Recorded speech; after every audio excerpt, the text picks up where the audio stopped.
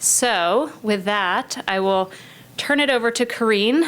Corrine is a professor and chair of the Department of Psychological Sciences at Kent State, and she is also the lead of the Kent State Student Life Study, which is the largest research project to focus on college student wellness ever conducted in the United States. She's going to talk a lot about it. It's very exciting. So with that, I will turn it over to you, and I'll try and get your slides up at the same time. Okay. Great. Okay. I mean, I guess I can stand here. So first off, thank you so much. It's been a pleasure being here today and listening to all of you. And we're really happy that the Kent State Student Life Study is a part of the coalition. I think you'll see that what we're doing is a little bit different than many of the groups and programs that are kind of been described today. But I actually see them as being just opposite sides of the same coin, actually, just a flip of perspective. So what I'm going to talk to you about today is really what we're doing at Kent State, but also to set up or really inform maybe a deeper conversation about assessment that would be really practical and useful for all of you. But I want to start by just explaining a little bit about where we're coming from. So I'm a psychologist. I'm a clinical psychologist, and I am predominantly a researcher. My work has been, since the very beginning of graduate school, focused on understanding the pathways of psychological resilience. And so just to give you a sense of kind of where I came from, so I started graduate school, and within a year, 9/11 happened. And I was in Manhattan at Columbia, so it was in my backyard. And this really shaped a lot of the work that I trained to do, that I learned to do, and the way in which I started to think about psychological health. As a clinical scientist, my work is really focused very specifically on the question of emotion and its role in psychological adaptation. And by psychological adaptation, I mean all aspects of psychological functioning. So everything from mental health disorders, to psychological well-being, to all kinds of things, occupational functioning, all sorts of things. So my work has really, for now well over 2 decades, focused on these questions of how do people handle difficult things, very terrible things like 9/11, and even very challenging things like the developmental progression that happens when a kid leaves home and goes to college, and this period of emerging adulthood, which can be quite challenging. So in that work, I've really focused on understanding different facets of life and how we could put them together to kind of help people in moments of need. So to give you a more recent example, during COVID, when my research team and myself were trapped in our homes like everybody else, and we were hearing terrible stories of how frontline medical personnel were suffering, we sat down and we thought, we've been studying how people can be resilient in the face of terrible circumstances. We kind of know what resilient people do. Maybe we can put a program together. Maybe we can put an intervention together that might help. And we built this very brief ambulatory tool, so a tool that they could get on their phone, because nobody had time to go to therapy then, right? They were all trapped in the hospital. And we built this tool and we tested it out, and it turned out it worked really well. And it was built on like 20 years of research. So we just kind of got lucky that we had the brain space to put it into effect. We tested it for the first time in May of 2020 on emergency department physicians. And it was quite successful. And I'm just bringing this to your attention because I want you to understand that my frame is really to go from research to program, right? So I did 20 years of work, and this is one example of one of the interventions we've built by my team. But really what we're talking about today is how do you go from program to assessment? And the truth is, I would argue that we're always going between the two, that there really is and shouldn't be a gap between research or assessment and program development, or really program refinement, which is often what happens. So in my talk today, I want to start by kind of reviewing a little bit why this is super important to think about. I'll give you the example of what we're doing at Kent State, and give you some steps to take in terms of getting started in your own assessment, thinking about the kinds of tools that already exist that you can take advantage of, and certainly the importance of collaboration, and I'll probably come back to that a bunch of times. So thoughtful assessment is critical. And obviously lots of people think this, very, very wise people have said this. But one thing that I want to point out when we're thinking about assessment of constructs like well-being, these are, in psychology, we really deal very comfortably in these kind of squishy constructs, right? I know there are some material scientists in this room. I believe there's at least one chemist who can actually measure something with an actual device that is reliable, right? The reality is in psychology and in the social sciences in general, we're very, very comfortable measuring things that actually are very, very hard to measure. And well-being or flourishing or any of the other targets, right, of all of your wonderful programs have outcomes that are hard to measure. You kind of have to figure out whether you're going to rely on the person and what they tell you, or you're going to have to do something very clever to get some other objective evidence. And so I'm going to talk a little bit about ways to think about doing both at the same time. So finding meaning in data is relatively easy, but generating meaningful data takes planning. So I'm going to give you an example. At Kent State, and I have no association to this program whatsoever, okay? We have, just to be really clear, we have this program that is very popular that teaches study strategies to current students who have ADHD. 90% of the students say the program is very helpful. But that doesn't actually tell us probably what we really want to know, right? What we really want to know is, do their academic performance improve from one semester to the next, right? Or compared to kids who don't participate? Is this program that we're using better than others? Because obviously there's many programs that teach study skills to kids with ADHD. And do kids, these students, correctly translate the strategies out into the real world after they stop the program? We don't know that either. That's not at all assessed. And we have many, many, many programs on our campus, just like you do on all of yours.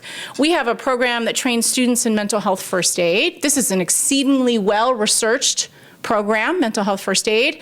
It's all about improving access to care, right, and crisis management. Do we know how well that's impacting students on our campus? We do not. We have a program that trains students in mindful meditation for stress reduction. Again, mindful meditation, exceedingly well researched, right? But we don't know how it's operating on our campus, and is it actually beneficial to students? I mean, I could go on and on. We have therapy dogs during finals week, and I love the therapy dogs during finals week. That's really fun, but like, what if therapy dogs would be more effective at some other time in the semester? And these are kind of seemingly tiny little examples, but the truth is these all cost money. There's a lot of university resources invested in them, and it would be useful if we could figure out how to maximize their impact for our kids. So the student life study really came out of this notion that we don't actually really understand college students today. They're not the same as college students from prior generations in lots of very significant ways. And so we need to understand them better in order to help them better. So our goal is very simple. We want to understand the challenges faced by our students to promote health, resilience, and success for a lifetime. And so what that really means is we have to actually study all parts of their lives. Now, for us, the why we do this is a why that you all know, which is that our college students today are struggling in ways that we really haven't witnessed recently. Rates of mental health disorders are exceedingly high. We have lots and lots of functional impairments, difficulties graduating. We have much less resources invested in higher education. But what I would argue as a clinical psychologist is that also emerging adulthood, this period at the end of the teens and the beginnings of the 20s, 20s is when all kinds of facets of personality and health and behavior come together that actually have implications for that individual for their whole life. And so in some respects, not only is this a population of kids that are in great need, but it's also an amazing opportunity to make very impactful change for a lifetime.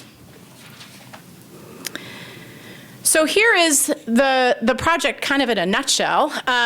It is an intensive assessment designed to promote health and well-being for a lifetime. The goal is to follow 10,000 students from pre-matriculation. So we do have a very large subpopulation of our students that we capture and assess, capture meaning we consent them, we recruit them, and assess them before they even show up on campus. And I am happy to tell you how we manage that. And we use data to understand the students, but also to develop personalized interventions, and I'll talk more about that in a second. What we're really trying to do is bridge the gap between research and intervention, but also data and policy. And one of the things that we're more and more aware of, and I can tell you as a faculty member, I literally did not think about this for more than 1 second, and now I'm acutely aware of it on a daily basis. The amounts of decisions that are made by university administration and policy that are in fact not based on actual data is actually astounding to me. And what's incredible is that we're now collecting data and we're able to feed it back. And we can do that so rapidly in real time. We can provide information that administrators never even knew that they could have before. So it's an incredible thing that we kind of fell upon. It wasn't even part of our original goal, but now we see it as being a really substantial part of the project. So some of the challenges we face are that a lot of the existing information we have on college students today is out of date, or it's from small samples. And small samples are important to know in terms of how they limit, because when you're trying to get at individuals who are underrepresented or marginalized or different in some particular way, you actually have to have enough of them to really understand the degree of variability that's there, right? So I'll give you an example. At Kent State, we have a very high proportion of our student population is first-generation college students. It's about a third. And the university has 30,000 undergraduates. So a very large proportion of the students are first-gen. There are tremendous amounts of assumptions made about first-gen kids, lots, right? And most of them, these assumptions are made that these students might need additional supports, right? Additional structures in order to help them to succeed. But the reality is that there's probably quite a bit of variability, and there are likely first-gen students who are exceedingly well equipped to do very well in higher ed, and there are some that are not, and we don't actually have enough information to know how to detect the difference so that we can really target resources to the kids that need them the most. And so you need big samples, large groups of people to understand those kinds of nuance. The other thing is that we have an urgent need for tools that can move very, very rapidly. So as I just described earlier, we have now learned that we can feed really important data back to administrators so that they can make better decisions about what programs to invest in, or how they're going to target a specific group, or what they're going to do. And so this has to be fast-moving assessment in this kind of time we're living in right now. Our students are different today. They have lots more challenges in kind of nuanced ways. Society is different today. We've talked about political polarization.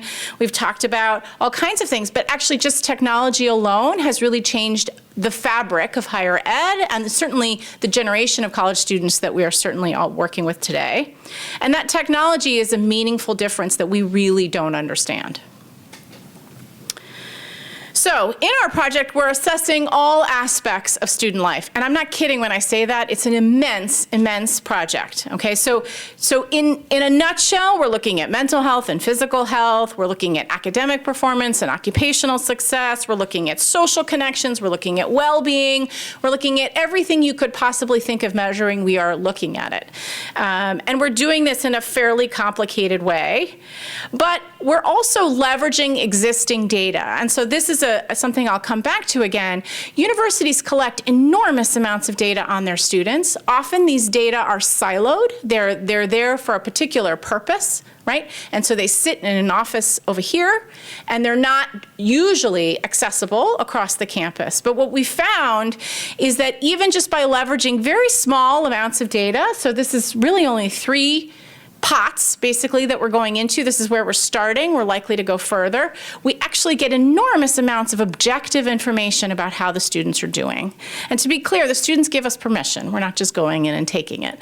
But one of the things I want to point out is, the IT, having a good relationship with the technology folks on your campus is really, really useful. So I'm sure at all of your institutions you have something similar. Our kids use a card that they use to swipe in and out of every building in the university, including their dorms, including the gym, including the library. They also use that card to make purchases on campus. And so just that data alone tells us how they're moving.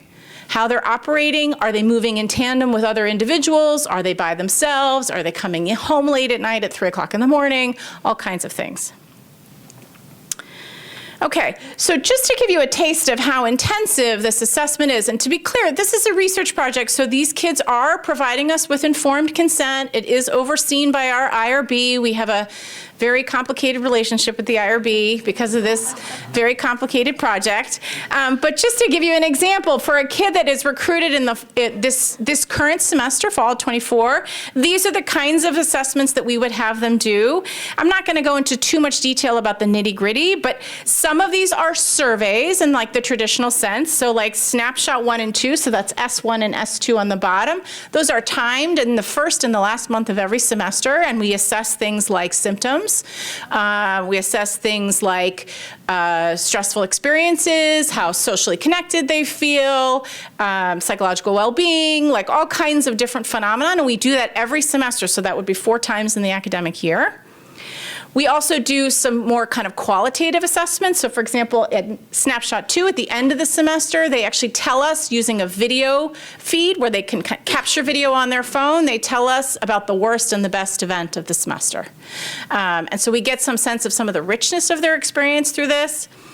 We have different types of surveys that can happen either in an in-lab assessment. We have cognitive testing that we do. We have a health assessment that we do, which includes everything from body measurement to blood draws to cardiovascular fitness tests. We do what's called an EMA, or an ecological momentary assessment, every semester, and that's 7 days. They get pinged on their smartphone 5 times a day, and they have to answer questions about where they are in the moment and what they're doing and how they're feeling and what kinds of behaviors they've done and all kinds of information. And this goes on and on and on. So that's 1 semester. This is what 1 academic year would look like. And you can see it's a lot of measurement. They're doing a lot for us, these kids.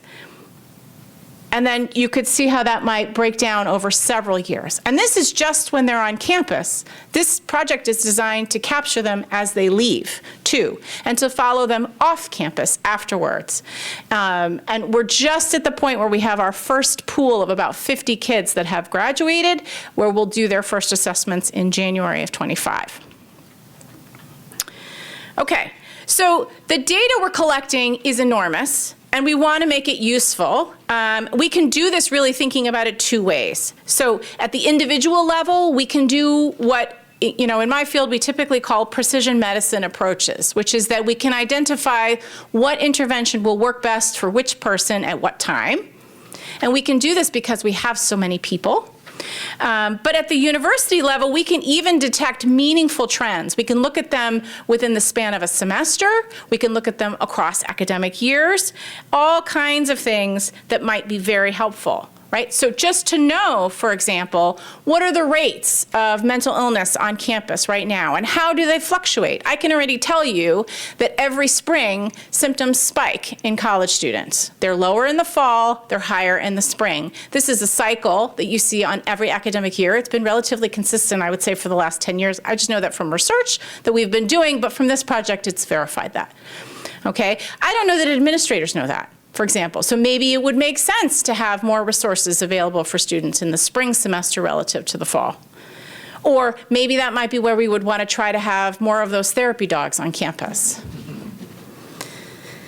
But the other thing that we can do is we can test things at the individual level. So remember that daily coping toolkit I mentioned at the very beginning of the talk. So for example, we could test that for a kid who's just entered campus. The very first semester in college is often the most stressful, right? That's the trickiest part of the transition, the developmental transition. So what would happen if we administered this particular tool at this particular time? We could then know how it relates to how that person follows along on the course of all of our evaluations as compared to some person who didn't get it.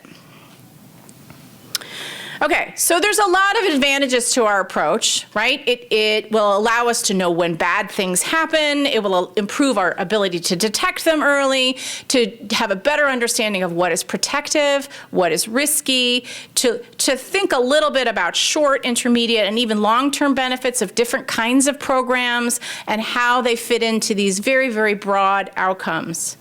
It also allows us for new opportunities. We can build new tools. We can intervene in new ways using this real-time feedback that we can get. And we're doing pretty well with this. So this is a little bit out of date. This is showing our recruitment. We have recruited just last week, I think we crossed 2,000. We're somewhere around 2,100 now, participants in our research study. So these are 2,000 undergraduate students who are currently actively engaged in all of these activities. And we have built all kinds of infrastructure, and our data is already being used to enhance university activities in a variety of different ways.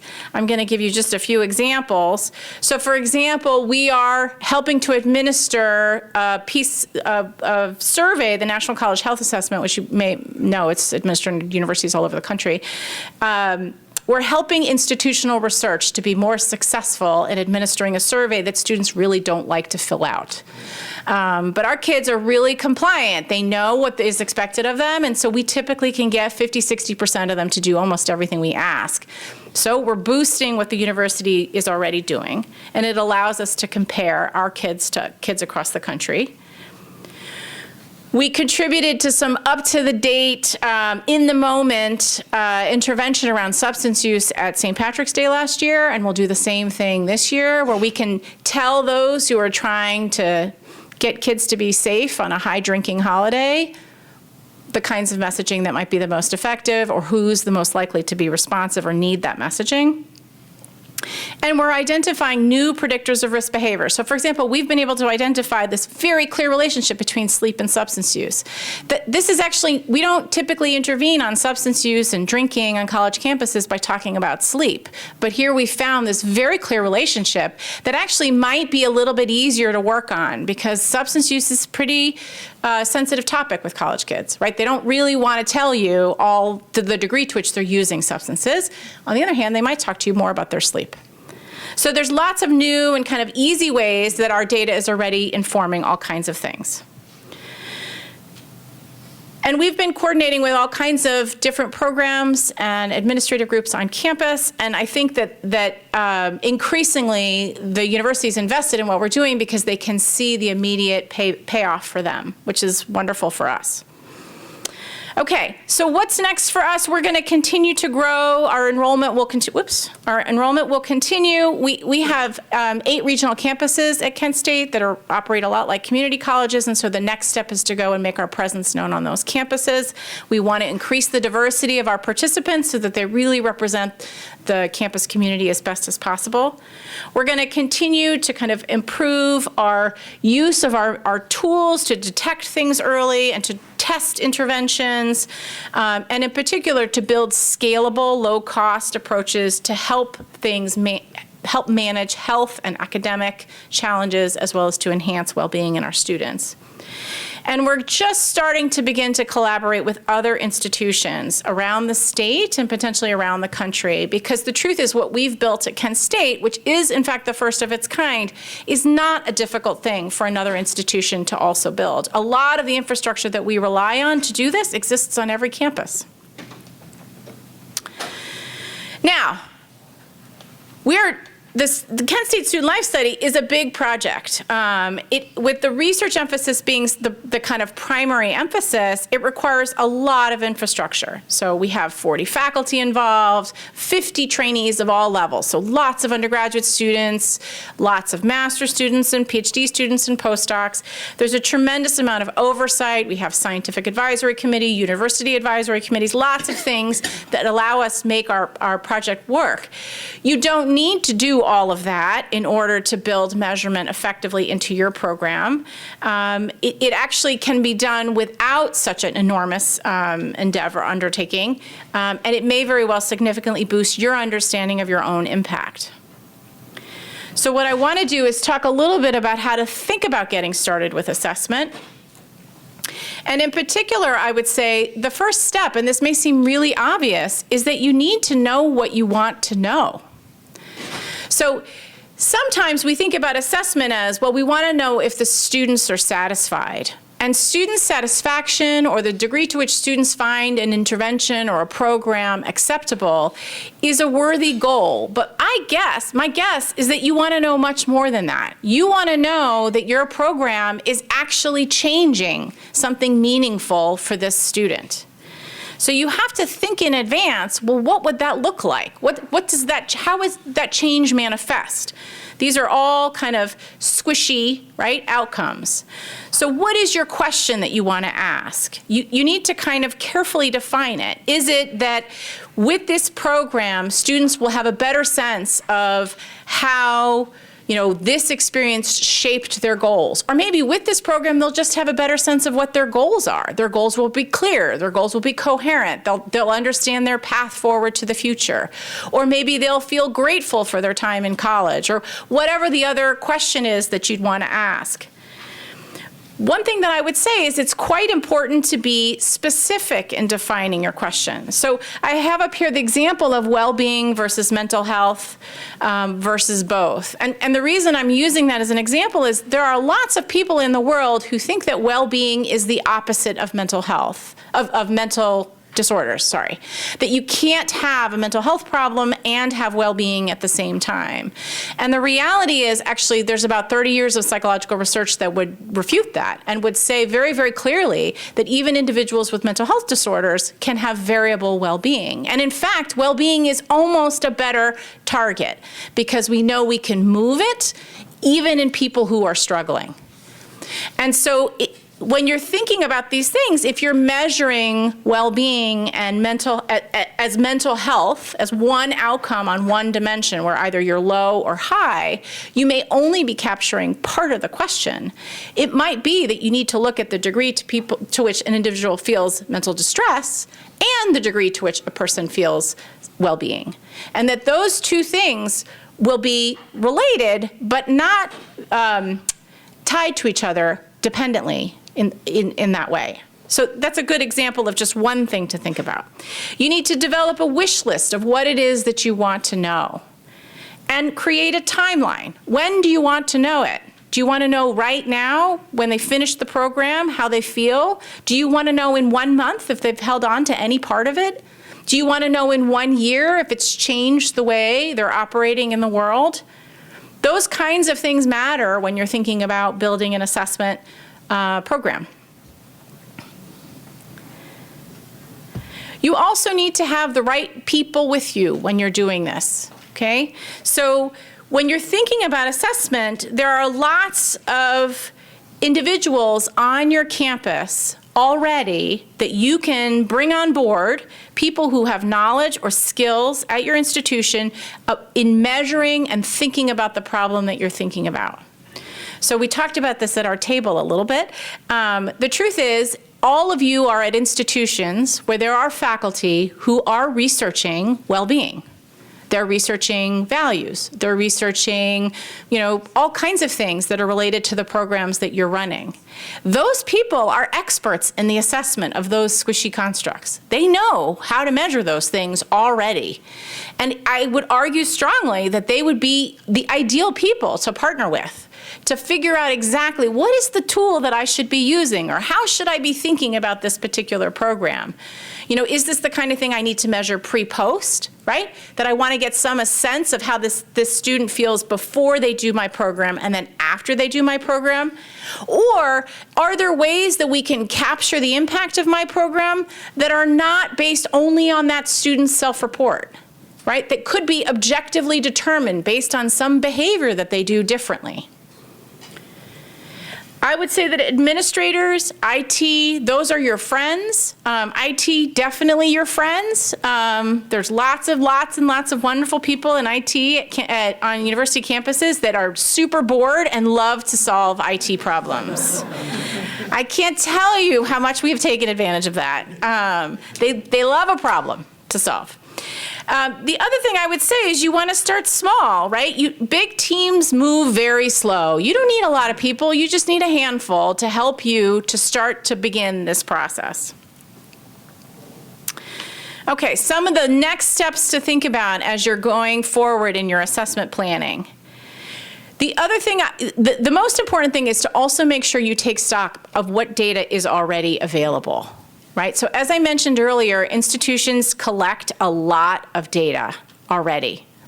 So if you're interested in, a program that changes behavior, academic performance behavior, or a program that changes health behavior, it's very likely that the registrar or health services or institutional research already has data on the campus before you did your program. And they may even have data on the campus now, and you could quite simply go and look there and see if there was any evidence of impacts. You also have to choose how and when you want to assess things, right? So questionnaires are really easily administered through smartphones. You don't have to do anything paper pencil anymore.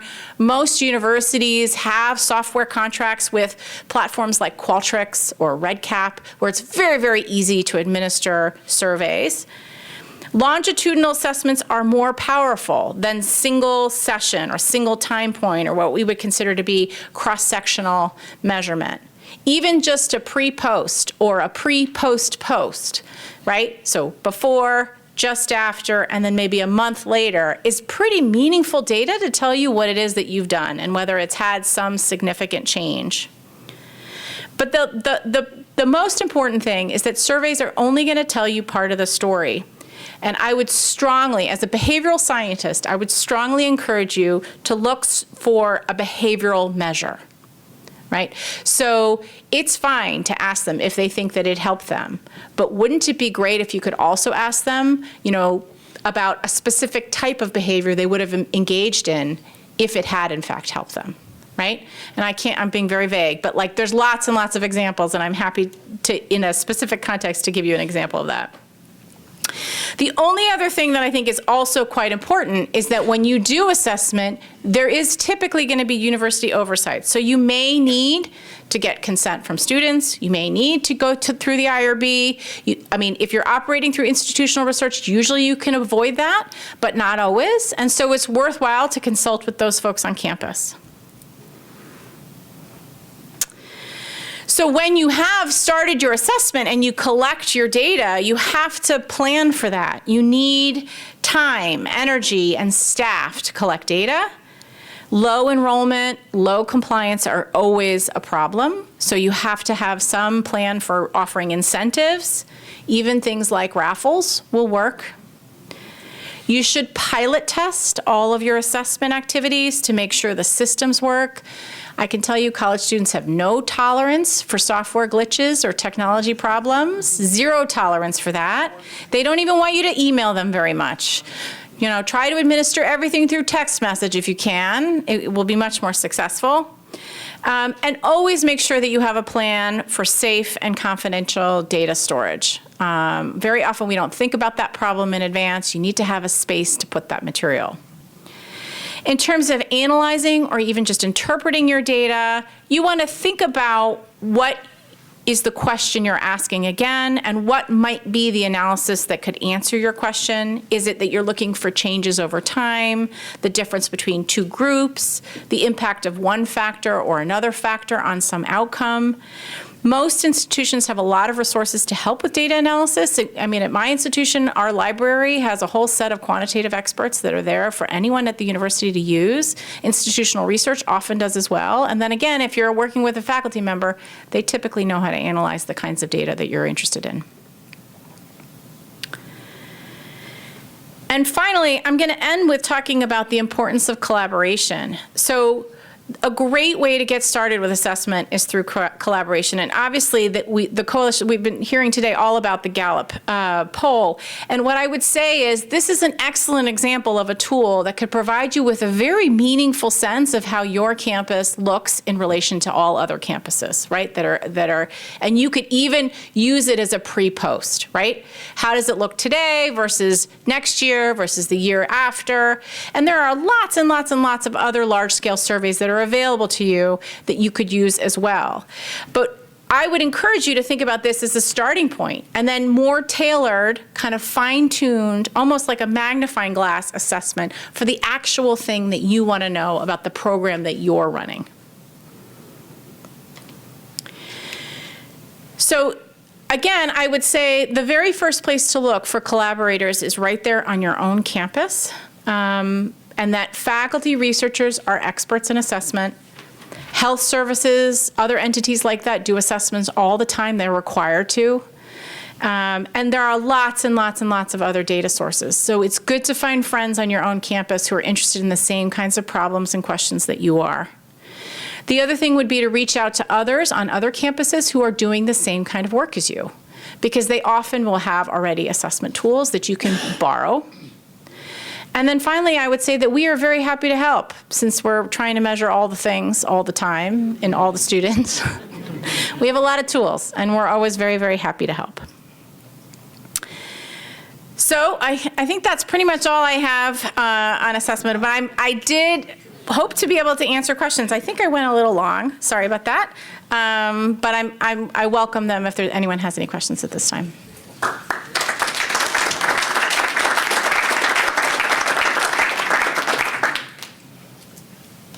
I have a burning question. Why do students participate? Why? Oh, that's great. I didn't even mention it. So part of our pitch to students is really our why. We say to them, we know college is harder now than it has been. We know that you guys are struggling more. You're telling us, right, that you have more distress and more difficulty kind of managing the challenges of life right now as a college student. We need you to help us better understand that, and that your contribution will make life better on this campus directly. And we talk a lot, actually, about the fact that the information they are giving us will then be used, really funneled very quickly into policy decisions on campus. And I actually think they love it. Don't get me wrong, we do compensate them. They get money for doing a lot of the things that we ask them to do, but I don't think we give them enough that is the incentive, to be honest. And can you give just kind of a ballpark sense of what kind of enrollment rate you have, as well as that compliance across those different activities over time? Yeah, so just to give you a sense of how we've been doing this, we started recruiting exactly a year ago, and in our first semester we went very, very slow. We recruited about 150 students because we needed to get lots of software automation working well. In the spring of '24, we recruited an additional 450 or so, and that was mostly because we needed to get the kinks out of how we were accessing them. Through the summer, we recruited our first pre-matriculation group, which was about 300 kids that had, again, very low. We were trying low. It was like low touch, low cost, low resource recruitment because we wanted to see how things worked. And we recruited 300. We have about 6,000 new students on the campus, incoming first years every year. And we recruited about 300 of them without doing very much and assessed them in the summer. And then this semester in the fall, we went full throttle because we wanted to see what happened if we really did it. And we recruited about 1,500 students. So we're hovering, and we're somewhere around 2,000, I said like 2,100 or so. We have had some students drop out, but one of the things that we build into our program is we tell them, you're consenting to be in this study one academic year at a time, and that they can choose to take a break, and obviously they can always withdraw. And we also tell them they don't have to do everything. Everything is optional, and so we get pretty good compliance. Like reliably, 50 to 60% of our participants do everything we ask. It's not always the same, right? There are the ones that are very, conscientious and they do everything, and then there are the ones that it's hit or miss. But because we're assessing them so many times, right? We still are getting, I mean, it's amazing data in very, very large numbers so that we can look at some of these small special populations and get to understand them better. Yeah. First of all, amazing study, and something that I've probably been fantasizing about for the last 20 years. So thank you for sharing your experience. So a lot of questions, therefore. I think that perhaps a question that could potentially start a further conversation is, you said technology is changing, society is changing, students are changing. What is one thing that you can't measure today that you hope to be able to measure in the next year or 2 years or 3 years? Yeah, I think we're really still struggling to find good ways to capture technology use.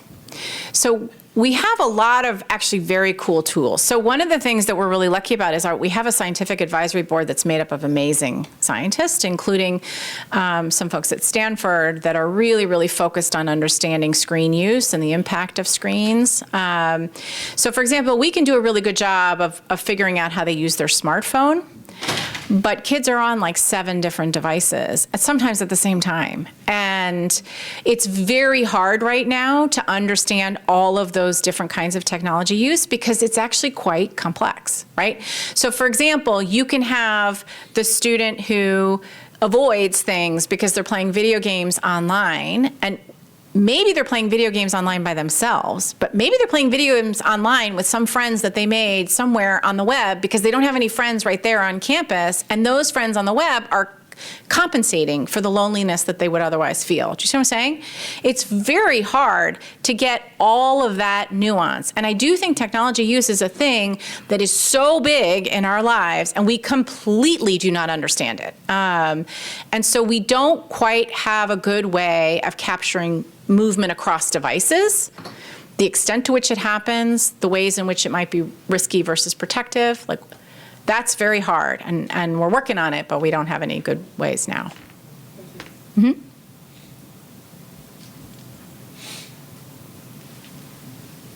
We're done? Yep. Thank you very much. Sure.